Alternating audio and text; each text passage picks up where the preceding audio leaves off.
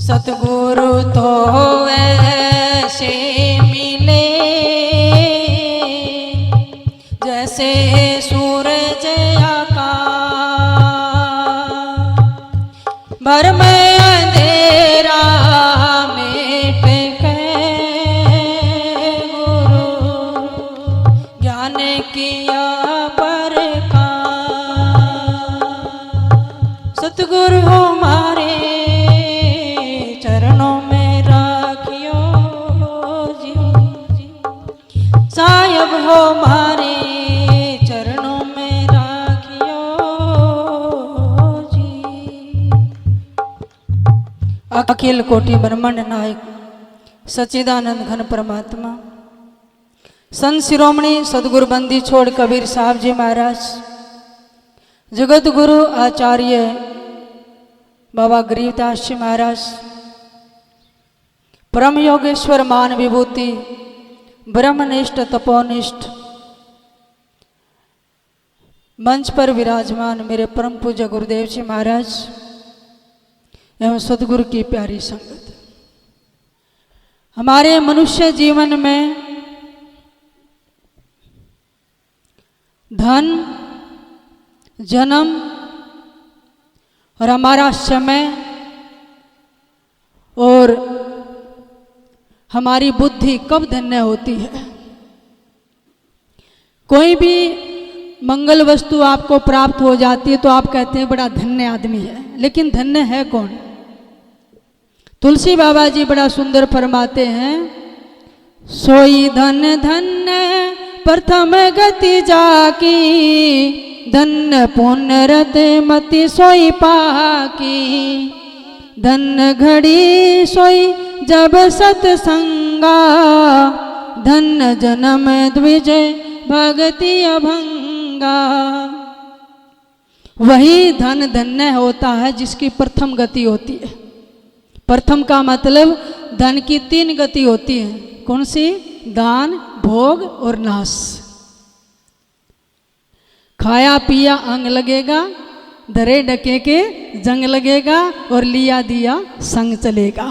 ये 3 गति होती है। केवल अपने शरीर के लिए भोग करते रहे तो मोटे ताजे हो जाओगे, अंत में राखी बननी है। अगर जोड़ जोड़ के बैंक भरते रहे या दीवार में दबा के चले गए तो जंग लगेगा, कोई और बरतेगा, कोई काम नहीं आएगा। लेकिन धर्म कर्म भंडारे जोनार संतों की सेवा करोगे तो साथ चलेगा। इसलिए सोई धन धन्य प्रथम गति जाकी, वो धन धन्य होता है जिसकी प्रथम गति होती। जैसे आज हमारे रमेश जी और कृष्णा जी ने ये सुंदर धर्म पुण्य का कार्य किया है, ये कर्म हमारे साथ चलते हैं। धन्य पुण्य रति मति सोई पाकी, मनुष्य की वो बुद्धि धन्य होती है जो पुण्यों में लगी होती है, क्योंकि बुद्धि में सब संभावनाएं हैं। पुण्य में नहीं लगेगी तो कहाँ लगेगी? पाप में लगेगी, और पाप में बुद्धि मलिन हो जाती है और बुरे कर्म करवा देगी। धन्य घड़ी जब सोई सत्संगा, जीवन की वो घड़ी धन्य होती है जब संत महापुरुषों का, गुरुओं का सानिध्य मिल जाए और सत्संग श्रवण करने को मिल जाए।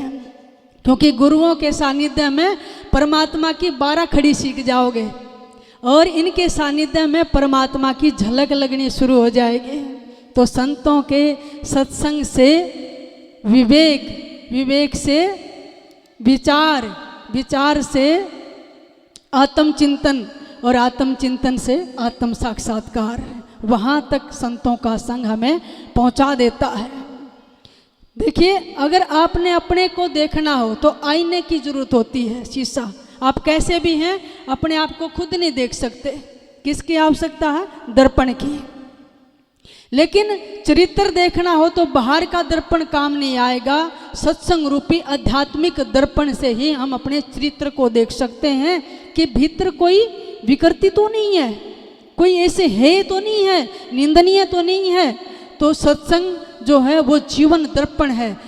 गुरुओं के पास बैठकर जो सुनोगे तो पता चलेगा मैं भीतर से कैसा हूं, फिर सुधार की संभावना उठ जाएगी। कैसे? एक बार यूनान के महान दार्शनिक सुकरात जी अपने कक्ष में बैठे प्रातः शीशा देख रहे थे, दर्पण। कई देर देखते रहे तो कक्ष में एक शिष्य ने प्रवेश किया, देखा गुरु महाराज कई देर से शीशा देख रहे हैं। वो हंस पड़ा। सुकरात जी मुस्कुरा और कहने लगे, मुझे पता तू क्यों हंस रहा है। तो इसलिए हंस रहा कि गुरु जी का जो शरीर है वो ज़्यादा सुंदर नहीं है, क्योंकि वो थोड़े से काले रंग के और कुरूप थे। जब इतना कुरूप रंग है, स्वरूप है, तो इतनी देर शीशा क्यों देख रहे हैं? बेटा मैं इसलिए देख रहा हूँ कभी बाहर की कुरूपता से अंदर की सुंदरता ढकी ना जाए, छिप ना जाए। जो अंदर है वो स्वच्छ रहे, वो पवित्र रहे, ताकि भीतर की सुंदरता से बाहर की कुरूपता ढक जाए। इसलिए मैं अपने भीतर का निरीक्षण करता रहता हूँ। अब शिष्य में जिज्ञासा जगी और सुकरात से कहा, गुरुदेव फिर सुंदर लोग क्यों शीशा देखते हैं? तो सुकरात ने कहा, सुंदर लोगों को भी शीशा देखना चाहिए कि कभी बाहर की सुंदरता से भीतर की कुरूपता, अच्छे विचार नहीं है, दुष्ट विचार हैं, कर्म है अच्छे नहीं, विकृति है, तो बाहर की सुंदरता से अंदर की विकृति ना ढक जाए, बल्कि भीतर तक वो प्रकाश जाए और अपने में सुधार करे, अपने बुरे कर्मों को दूर करे। उस शिष्य ने सुकरात के चरण पकड़ लिए। तो इसलिए संतों का सत्संग जो है वो आईने की तरह होता है। धन्य जन्म द्विज भक्ति अभंगा, उस मनुष्य का जन्म धन्य होता है जिसमें संत की, गुरु की, ऋषि की, परमात्मा की भक्ति होती है।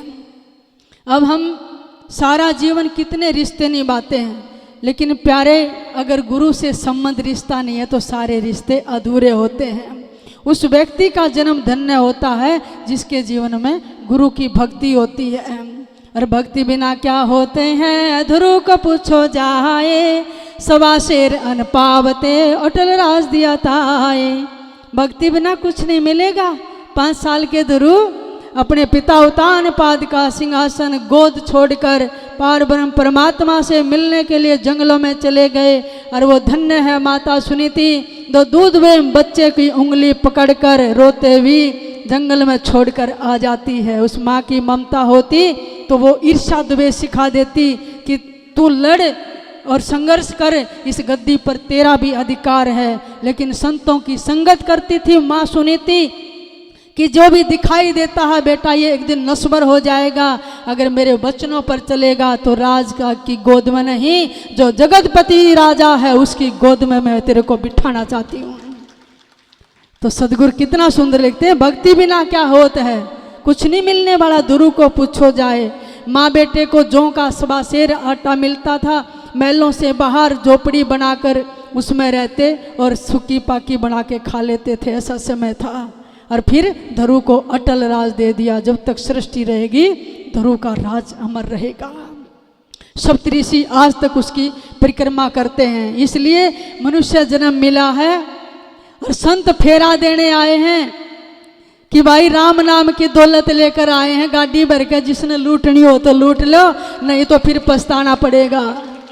कबीर साहब जी फरमाते हैं, राम नाम की लूट है, लूटी जा तो लूट, फिर पीछे पछताएगा जब प्राण जाएंगे छूट। अब यहाँ आपके बारने आगे, घर के आगे कोई बोरी भर के हीरे मोती की खिंड आ जाए तो चुपचाप बैठे रहोगे? क्यों? इतने कीमती हैं, उठाओगे क्यों? काम आएंगे। कितने कीमती हैं? 1 ग्राम हीरे की कीमत करीब 34-35 लाख रुपए है, और 1 ग्राम सोने की कीमत तोले की 50,000 से शायद ऊपर गई। मोती 1000 रुपये से शुरू हो जाता है, जो सच्चा मोती होता है। तो आप उसको संभाल के रखते हैं, चोरी ना हो जाए, और यहाँ कोई बिखेर जाए तो लूटोगे आप। क्यों? मुफ्त में मिल रहा है। अरे भाई ये हीरे मोती सोना चांदी सब यहीं रह जाएगा, एक दिन मिट्टी है, पत्थर हैं, लेकिन जो संत बिखेर कर जाते हैं ना मोती, वो असली है, ना को लूट सकता ना छीन सकता, वो आपके साथ जाएंगे। गुनगुनाओगे मेरे साथ? राम नाम के हीरे मोती मैं बिखराऊं गली गली, ले लो रे कोई राम का प्यारा आवाज लगाऊं राम नाम के हीरे मोती मैं बिखराऊं गली गली, ले लो रे कोई राम का प्यारा, वाज लगाऊं गली। कबीर साहब कहते हैं अनेक वेश धारण करके घर घर फेरी देते थे जीवों को जगाने के लिए। अब गुरु महाराज भी तो यही कर रहे हैं, आपकी गलियों में जगाने के लिए आए हैं। और ये राम नाम रूप मोती लूट लो, ये बेकीमत है, इनकी कीमत नहीं आंक सकते हैं। गरीब हीरा हीरा सब कहें, हीरा हरि का नाम, सब पत्थर पार ब्रह्म बिन, संत सुधारे काम। कभी गरीबदास जी महाराज के समय में हीरे पर जो कोहिनूर हीरा था, बहुत बड़ा युद्ध हुआ था, आपको पता है। नादिर शाह ने आकर दिल्ली में अटैक कर दिया था मोहम्मद सारंगीले पर, प्रसंग बहुत बड़ा है। और ऐसा कत्ला आम हुआ, दिल्ली में खून की नदियां बह गई थी, कितने बच्चे अनाथ हो गए, विधवाएं होंगी, सेनाएं खप गई। लेकिन मोहम्मद शाह रंगीला था विलासी, वो देना नहीं चाहता था। नादिर शाह का एक ही बेटा था, वो हीरा लेकर काबुल कंधार में जाना चाहता था। तो सदगुरु कहते हैं कितना बड़ा नरसंहार हुआ, हीरा हीरा सब कहें, हीरा हरि का नाम। अरे पगलो, इस पत्थर पे लड़ रहे हो, हिंसा कर रहे हो, पाप कर रहे हो, परमात्मा के नाम पे क्यों नहीं संघर्ष करते? सब पत्थर पार ब्रह्म बिन, ये परमात्मा के नाम बिना ये सारे के सारे पत्थर हैं। और हीरा बनता भी क्या कैसे है? बहुत दिन तक जो राख पहाड़ों में पेड़ जल के दबती रहती कोयला, वो इतना 100% प्रेशर में आ जाता है, वो चमकने लग जाता है, वो हीरा बन जाता है। तो सारे पत्थर ही हैं, परमात्मा के नाम बिना सब खाक में मिल जाएगा। लेकिन कोई नहीं समझता कि उसके पीछे लगे रहते हैं, संघर्ष होते, झगड़े होते हैं। लेकिन असली वही भगत है जो परमात्मा का नाम जपता अपनी झोली में ये हीरे भरकर ले जाता है। और इस नाम से क्या होता है? ये बहुत बड़ी ताकत है। घर में आप सारा सामान रख के ताला लगा देते हैं, कितना बड़ा ताला हो लेकिन चाबी छोटी सी होती है। अब वो हथौड़ा बड़ा होता है, उसमें लोहा भी ज़्यादा होता है, लेकिन ऊपर मार के ताले को तोड़ना पड़ता है, तब ताला टूटता है। लेकिन चाबी तो छोटी सी है, मारनी नहीं पड़ती, क्या करना पड़ता है? उसके अंदर दो और घुमा दो तो बड़े से बड़ा ताला खुल जाता है। इसी प्रकार ये हमारा 10वां द्वार रूपी ताला है, अनेक जन्मों से बंद है, लेकिन राम नाम तो सत है, पर चाबी गुरु के हाथ है। तो हथौड़े से नहीं, बाहर के जितने जब तब साधन हैं उनसे नहीं खुलेगा। गुरु छोटी सी नाम की चाबी देंगे, अंतस तक जाएगी। और घुमा दो, युक्ति है संतों की, और युक्ति से ही मुक्ति होती है, और यही नाम ताला खोल देगा भीतर का। गरीब सोहम सोहम धुन लगे, दर्द बंदिल माही, सतगुर पर्दा खोल ही, परालोक ले जाई। इतने जन्म बीत गए और ये ताला नहीं खुला, ये पर्दा नहीं खुला, लेकिन हमारे सतगुरु ने ऐसी युक्ति दी, छोटा सा नाम, ये चाबी भीतर तक छुई और घुमाई और ताला खुल गया। कहते हैं अपने परम धाम में ले जाते हैं। अगर आप देखोगे बड़े बड़े विद्वानों के शास्त्र उठाकर, वेदांत के कितने बड़े आचार्य आदि गुरु शंकराचार्य जी कितने बड़े बड़े शास्त्रार्थ करते थे, लेकिन अंत में उन्होंने भी बड़ा सुंदर गीत लिखा। जब एक व्यक्ति बुजुर्ग अवस्था है, अंग शिथिल हो गए हैं, मुंह में दांत नहीं है, बाल सफ़ेद हो गए, कमर झुक गई है, और डोकरियाँ करने धातु संस्कृत की याद कर रहा है, व्याकरण से आचार्य कर लो। और फिर जब दृष्टि पड़ी गुरु शंकराचार्य की, अरे अंतिम अवस्था चली हुई है, मूढ़े तू व्याकरणाचार्य बनकर क्या करेगा, भगवान का नाम जप लेना।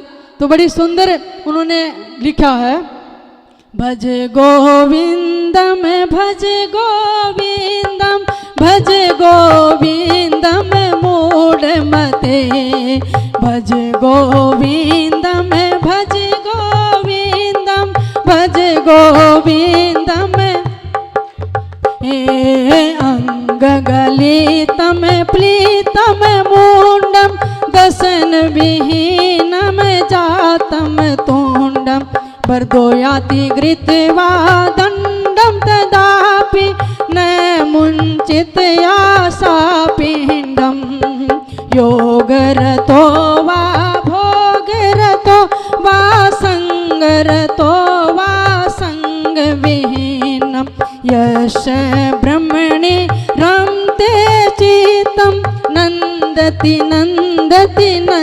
रसते। भज गोविंदम भज गोविंदम गोविंदम भज मूढ़मते। भज गोविंदम भज गोविंदम गोविंदम भज मूढ़मते। भज गोविंदम गीत संस्कृत में है, बड़ा सुंदर लिखा है। कहते अंग शिथिल हो गए, मुंह में दांत नहीं रहे, बाल सफेद हो गए, वृद्ध अवस्था आ गई, फिर भी इस पिंड की आशा रखता है। अरे मूड मते, ये व्यंग्य नहीं कस रहे, ये गाली नहीं दे रहे, मूड मते बड़े प्यार से कह रहे हैं। जैसे हम कोई आदमी प्यारा होता है और वो गलत काम कर दे तो क्या कहते हैं, अरे मूड। ऐसे प्यार की भाषा में समझा रहे हैं। कहते चाहे कोई योग में रत है, चाहे भोग में रत है, जो किसी का संग में रहता है या बिना संग के रहता है, यस्य ब्रह्मणि रमते चित्तम, जिसका ब्रह्म में चित्त रमा हुआ है वही आनंदित है। नंद सती वही आनंदित है। इसलिए हमारा ब्रह्म में परमात्मा में चित्त लगे, यही तो संत प्रयास कर रहे हैं। फिर गृहस्थ में रहो, सन्यास में रहो, अमीरी में रहो, फकीरी में रहो, राजघराने में रहो, जंगल में रहो, एक काम करना, परमात्मा का नाम जपना। और जो उसके नाम के आश्रित हो जाता है, फिर देखना बड़े से बड़े कार्य परमात्मा आपके कैसे कर देगा। आप सोचते हैं भगवान का नाम जपने का समय नहीं है, काम ना बिगड़ जाए। काम नहीं बिगड़ता है प्यारे, एक बार नाम पर बैठ कर देखो, बड़े से बड़े बिगड़े काम समझ जाते हैं। मैं एक बड़ा सुंदर प्रसंग सुनाती हूँ आपको, मीराबाई के समय का। मीराबाई के भाई थे जयमल जी राव, मेड़तिया राव। वैसे तो मीरा के चचेरे भाई थे, वीरमदेव और गिरिजाबाई के बेटे थे, लेकिन मीरा की भक्ति का बहुत बड़ा प्रभाव था राजा जयमल पर। राव दूधा के पास और रतन सिंह राठौर के बाद गद्दी मिली जयमल को। लेकिन उसने देखा मेरी बहन इतनी परमात्मा की भक्त है, बचपन से चमत्कार देख रहे थे। उसने नियम बना लिया, 10 घड़ी बैठकर उसका पूरा राज दरबार, सामंत भी, मंत्री भी, नौकर चाकर, ये ऐलान करा दिया कि 10 घड़ी कितना, 4 घंटे बैठकर नाम जपना ही जपना है, चाहे कैसी विपत्ति आ जाए, बीच में से नहीं उठेगा। और उन्होंने क्या फरमान सुना दिया, अगर इस 10 घड़ी के बीच में कोई आकर बीच में डिस्टर्ब करेगा उसको मृत्युदंड दिया जाएगा। ये क्यों कहा, ताकि कोई भी गन ना डाले। उसी समय क्या हुआ, कुड़की नरेश राजा ने अनेक सेनाएं राज्यों से संधि करके और ये समय देख लिया कि 4 घंटे जब वो बैठते हैं ना भगवान के नाम पर, उस समय अटैक करेंगे। वो उनसे जलसी खाते थे, उठेंगे नहीं तो हम उनसे लड़ेंगे और उनका मेड़ता राज्य को हम छीन लेंगे, अधिकार कर लेंगे। उन्होंने सेना इकट्ठी की और सेना लेकर मेड़ता पर चढ़ाई कर दी। लेकिन जयमल सारी सभा के साथ नाम जप रहा है और उन्होंने बहुत बड़ी माला बनवा रखी थी तुलसी की, लेकर ऐसे बैठते थे। जब सेना ने चढ़ाई की, कर्मचारियों ने देखा बीच में टोक नहीं सकते, मृत्युदंड का फरमान है, अब क्या किया जाए। बड़ा धर्म संकट था। जयमल की माँ के पास गए, माता जी आप कुछ करो, हम तो बीच में नहीं उठा सकते, लेकिन संकट आया, पूरी बहुत हजारों की संख्या में अस्त्र शस्त्र से सुसज्जित सेना खड़ी है, क्या करा जाए। तो गिरजाबाई गई, क्योंकि माँ किसी भी परिस्थिति में दंडनीय नहीं होती है, और आप माँ हो, आप इस धर्म संकट से निकाल सकती हो। कोई नहीं गया, दूर से ही गेट पर खड़ी होकर जयमल की माँ कहती, बेटा सिर्फ यही शब्द कहे, पड़ोसी राजा ने मेड़ता पर आक्रमण कर दिया है, अब क्या किया जाए, क्या हुक्म है हमारे लिए। और आपको पता मेड़ता में, चित्तौड़ में स्त्रियों की भी बहुत बड़ी सेना थी जो तलवार लेकर अपने धर्म और शील के लिए लड़ती रही है। बड़े ही सारा राज दरबार पुरुषों से बैठा रहे, हम लड़ेंगे। जयमल ने सुना कि माँ के शब्द, सिर्फ बीच में माला रोककर इतना ही कहा, हरि भली करेंगे। नवादास जी ने इतना ही लिखा कि जयमल के यही शब्द थे, माँ हरि भली करेंगे, और फिर नाम जपने लग गए। क्या लीला हुई, जब 10 घड़ी पूरी हो गई, जयमल उठकर भागे और उसका जो मेन घोड़ा था। साइड जल्दी से अस्त्र शस्त्र से सुसज्जित होकर और अपनी ढाल लेकर तलवार तीर कमान टांग के दो घोड़े के पास गए तो देखा घोड़ा हाँफ रहा है, पसीने से तरबतर है। कहने लगे क्या हुआ, ऐसे लग रहा जैसे अभी युद्ध क्षेत्र से आया है। जयमल ने अश्वशाला के सेवकों से कहा जल्दी से दूसरा घोड़ा लेकर आओ। दूसरा घोड़ा जो युद्ध में कुशल था उसको लेकर आए। जैसे ही दरवाजा खोला सारी सेना मूर्छित पड़ी थी। हैरान हो गए कि कोई अंदर से आया नहीं, किले से बाहर गेट मेन किला मेड़ता का अब खोला गया है, सेना को मूर्छित किसने किया? सारे राजा मूर्छित पड़े हैं। फिर एक जो मेन राजा था उसको पानी पिलाया, उसकी मूर्छा तोड़ी गई और उससे पूछा जयमल ने क्या बात थी, तुम चढ़ाई करने आए थे, तुम्हारे से युद्ध किसने किया है? वो राजा रोने लगा, जयमल के चरण पकड़ लिए। कहने लगे 110 वर्षीय सावला सा इतना सुंदर बालक था और आपके घोड़े पर अस्त्र शस्त्र से सुसज्जित होकर जैसे ही सारी सेना के सामने आया उसने बाणों से नहीं मारा जयमल, उसने अपनी तिरछी नजरों से ही ऐसे मार दिया, हम तो घायल होकर पड़ गए। सारी सेना मूर्छित थी। जयमल रोने लगा और राजा के चरण पकड़ लिए, तू दुश्मन नहीं तू मित्र है, तेरी सारी सेना भी धन्य है, इतने वर्षों से मैं भक्ति कर रहा हूँ, नाम जप रहा हूँ, ये स्वरूप का दर्शन मुझे नहीं होया लेकिन तेरे को दर्शन हो गया। जयमल आए वापिस। जिस जयमल के घोड़े पर परमात्मा चढ़कर किले के द्वार को कूदे थे उस घोड़े से लिपट कर रोने लगे जयमल कि तू पशु योनि में नहीं, तू ही सौभाग्यशाली है जो मेरे मालिक का, मेरे परमात्मा का तेरे को स्पर्श मिला है। और उस घोड़े पर लिपट के जयमल शाम तक रोते रहे और फिर अपनी बहन मीरा से जाकर कहा, बहन सच में तू जिस राम नाम के पीछे सारा कुल परिवार संसार की मर्यादाएं भूलकर नाचती गाती थी ना, वो सांवरा आज पूरे किले की रक्षा करके चला गया। मैं किस किस से लड़ता, हमारी सेना छोटी थी लेकिन मैं उसके नाम पर बैठा था, इतनी कृपा कि उनको भी दर्शन दे दिया।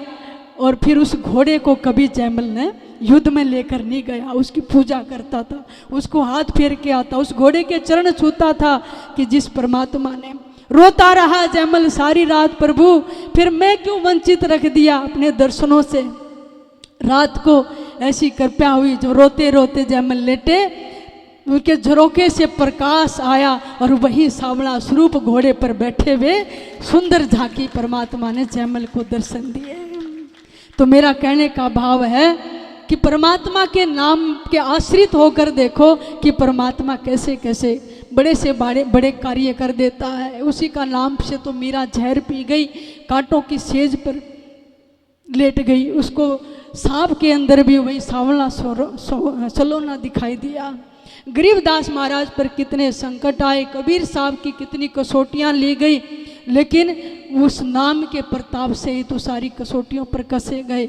कभी कोई तकलीफ नहीं आई, नहीं तो हमें अग्नि में कोई डाल दे, गले में पत्थर बांधकर गंगा में डाल दे, प्यारो हम डूब जाएंगे, लेकिन उसी नाम के प्रताप से तो कबीर साहब पुल पर बैठे थे। उस नाम के प्रताप से ही वानरों ने सागर पर पुल बांध दिया था। इसलिए गरीबदास महाराज फरमाते हैं, गरीब महिमा सुन निज नाम की गए द्रौपदी चीर, दुशासन से पच मरे अंत ने आया वीर, सेतु बंधा पाहन तारे गज पकड़े थे ग्राह, गणका चढ़ी विमान में निर्गुण ना मल्ला।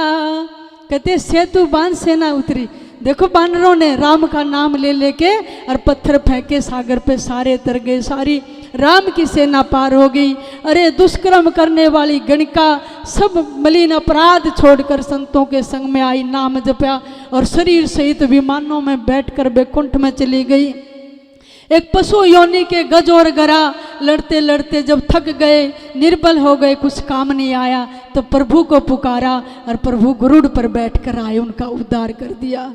तो गरीबदास महाराज कहते कैसी कैसी महिमा है, जब एक अबला स्त्री के बड़ी सभा में चीर उतारे जा रहे हैं, चारों तरफ से असहाय होकर प्रभु को पुकारती है, दुशासन थक गया हजार हाथियों का जिसमें भुजाओं में बल था, लेकिन साड़ी छोटी नहीं पड़ी। साड़ी बिच नारी है कि नारी बिच साड़ी है। ये साड़ी इतनी कहाँ से आ गई जो ढेर लग गए। इसलिए सदगुरु जी फरमाते हैं, कबीर साहब जी, कबीर नाम बिना बेकाम है 56 कोट विलास, का इंद्रासन बैठियो का बैकुंठ निवास। कि नाम के बिना सब बेकाम है, चाहे इंद्र का सिंहासन मिल जाए, चाहे बैकुंठ में स्थान मिल जाए, लेकिन जो जिसके पास नाम रूपी धन है वो सबसे धनवान है, वो परमात्मा का प्यारा है। तो गरीबदास महाराज यही संदेश देकर गए भी संसार में सब कुछ पाकर भी नाम को जपना, क्योंकि राजपाट गजठाठ फकीरी बिना बंदगी झूठी चीरी, क्या राजा क्या प्रजा होई, हरि भक्त धनी भक्ति बिन जन्म बिगोई, दास गरीब नाम एक निका, योग यग जब तब का टीका। कहते हैं राजपाट गज ठाठ सब कुछ पा जाना, और चाहे आप जब तब संयम कुछ कर लेना, लेकिन एक नाम ही टेक है जो इस जीव को पार कर सकता है। सभी गाइए गुनगुनाइए अपने सदगुरु की महिमा। हे बंदी छोड़ संसार में फंसे हुए इन जीवों के मांझी बनकर आए हों, आपका बहुत बहुत उपकार है। तू ही उपकार सतगुरु, तू ही उपकार साहिब, तू ही उपकार। तू मारी खेती, तू मारी क्यारी, तू मारी खेती, तू मारी क्यारी, तू ही नौकर चार सतगुरु, तू ही नौकर चार सतगुरु, तू ही उपकार साहिब, तू ही उपकार। तू मारे हाथ में तू ही बादशाह, तू मारे हाथ में तू ही बादशाह, चाहे सो करदार सतगुरु, तू ही उपकार सतगुरु, तू ही उपकार साहिब, तू ही उपकार। चाहे तो राखो हाथी के होते, चाहे तो राखो हाथी के होते, चाहे नरक दो डार सतगुरु, चाहे नरक दो डार सतगुरु, तू ही उपकार सतगुरु, तू ही उपकार साहिब, तू ही उपकार।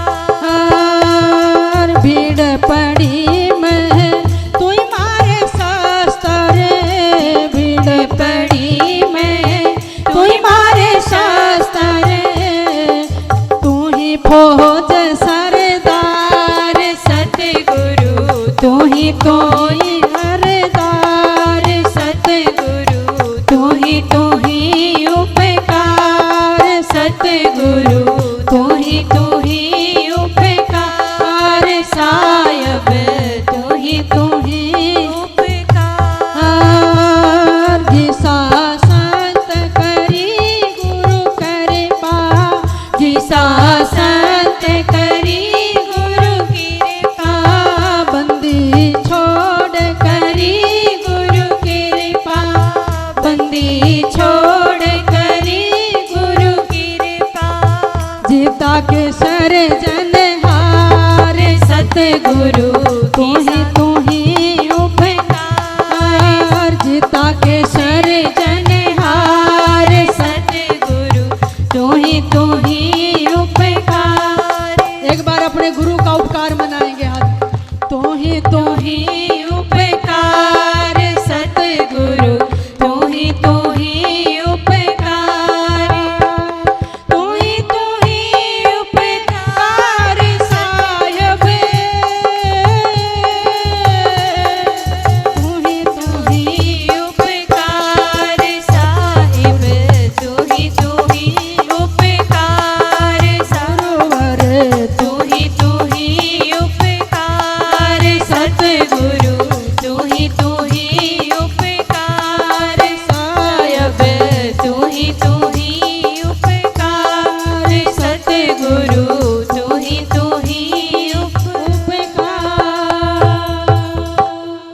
सदगुरुदेव भगवान भगवान की गुरुदेव भगवान की